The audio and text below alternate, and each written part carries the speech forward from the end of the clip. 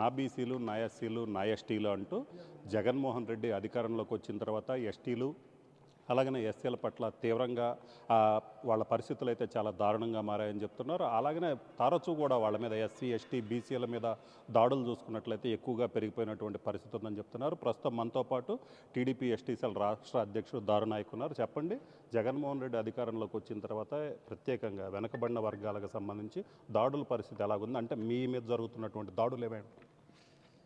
ఈరోజు ఈ మోహన్ రెడ్డి పాలన 4 సంవత్సరాలు 7 నెలలు.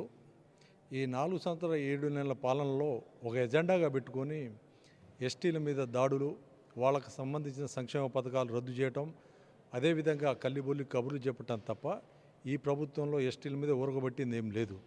అదేవిధంగా పాదయాత్ర అప్పుడు నా ఎస్టీలు, నా ఎస్టీలు, నా బీసీలని మాయమాటలు చెప్పి అధికారంలో వచ్చి అధికారం రాగానే గిరిజన మహిళల మీద హత్యలు, అత్యాచారాలు, అలాంటి దాడులు జరగటం ఇది నేను చెప్పేది కాదు.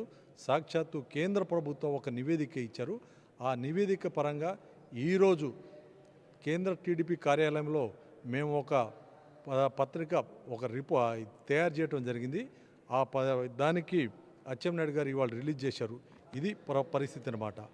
అంటే ఈ జగన్మోహన్ రెడ్డి పాలనలో ఎస్టీలు అభివృద్ధి కాకూడదు, విద్యాపరంగా అభివృద్ధి కాకూడదు, వైద్యపరంగా అసలే లేదు.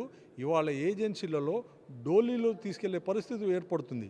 అంటే ఎటుపోతుంది పాలన? అదేవిధంగా అక్కడ డోలీలో తీసుకొని రావటానికి పరిస్థితి జగన్మోహన్ రెడ్డి కారణం. డాక్టర్లు లేరు, చాలామంది మార్గ మధ్యలోనే చనిపోతున్నారు. ఉన్న సంక్షేమ పథకాల పరిస్థితి చూస్తే దారుణం ఉంది. బెస్టల్బుల్ స్కీమ్ తీశారు, 16 సంక్షేమ పథకాలు తీసేశారు. మన గిరిజన మహిళలకు పెళ్లి కానుక తీసేశారు, విదేశీ విద్య తీసేశారు, ల్యాండ్ పర్చేస్ స్కీమ్ తీశారు, అనేక సంక్షేమ పథకాలు తీసేసి ఇవాళ ఎస్టీలు రోడ్డు మీద పడ్డారు. ఏం చేయాలో దిక్కుతోచని పరిస్థితిలో మీరు గంజాయి సాగు చేసుకోమని అంటున్నారు ప్రభుత్వం. అదేవిధంగా కొంతమంది గిరిజనులు అయితే వలసకి వెళ్ళిపోతారు. ఇలాంటి దౌర్భాగ్య పరిస్థితి, ఇలాంటి నికృష్ట పరిస్థితి, ఇలాంటి అవినీతి ప్రభుత్వం ఎప్పుడు పోవాలన్నా గిరిజనులు చూస్తున్నారు. అదేవిధంగా ఇవే చివరి ఎన్నికలు. రేపు 100 రోజుల్లో రాష్ట్రానికి మంచి భవిష్యత్తు రాబోతుంది. ఈ దుర్మార్గుడు ఇంటికి వెళ్ళబోతున్నారు. రాష్ట్రంలో ప్రతి గిరిజన గూడాలలో మంచినీటి సమస్య అయితేనేది, రోడ్డు సౌకర్యం అయితేనేది, అన్ని సౌకర్యాలను కల్పించాలంటే రేపు రాబోయే తెలుగుదేశం పార్టీకి ఓటేసి గెలిపిస్తేనే న్యాయం జరుగుతుందని కోరుచున్నాం. అంటే ఒక పక్క చూసుకున్నట్లయితే సీఎం జగన్ చెప్తూనే ఉన్నాడు, విలేజ్ క్లినిక్స్ కావచ్చు, ఇలాగా వైద్య శాఖకి సంబంధించి హాస్పిటల్స్ కావచ్చు చాలా కట్టించామని చెప్తున్నారు. అలాగే ఎస్సీ, ఎస్టీ, బీసీలకు సంబంధించి రాజకీయంగా చాలా ప్రాధాన్యత కల్పిస్తామని చెప్తున్నారు. అంటే నిజంగా ఆ పరిస్థితి లేదా? యువకుడనే ప్రజలు ఓటేసి గెలిపించారు. ఆయన తాడేపల్లి కొంపకే పరిమితమయ్యాడు. తాడేపల్లి కొంపలో కూర్చొని బటన్ నొక్కుతానంటాడు. ఆ బటన్ నొక్కేది ఈయన నొక్కాల్సిన అవసరం లేదండి. అటెండర్ నొక్కినా నొక్కొచ్చు ఆ బటను. ఏదో పెద్ద పగలు తీసినట్టు కాదు. ఈయన ఏంటంటే తెలుగుదేశం పార్టీ మీద విమర్శించటమే తప్ప ఈయనకు ఎటువంటి అభివృద్ధి కార్యక్రమం తెలియదు. అభివృద్ధి అంటేనే తెలియదు. ఇలాంటి దుర్మార్గుడు. గతంలో ఈయన చరిత్ర ఉంది, నేర చరిత్ర ఉంది. ఖమ్మం జిల్లా బయ్యారంలో గిరిజనుల భూములు దోచుకున్న ఘనుడు జగన్మోహన్ రెడ్డి. ఎవరికి తెలియదు? కాకపోతే ఇవాళ అన్ని సామాజిక వర్గాలు ఈయనకు దూరం అయ్యారు. లాస్ట్ అమ్మ దూరం అయింది, చెల్లెలు దూరం అయ్యారు, ప్రజలు కూడా దూరం అయిపోయారు.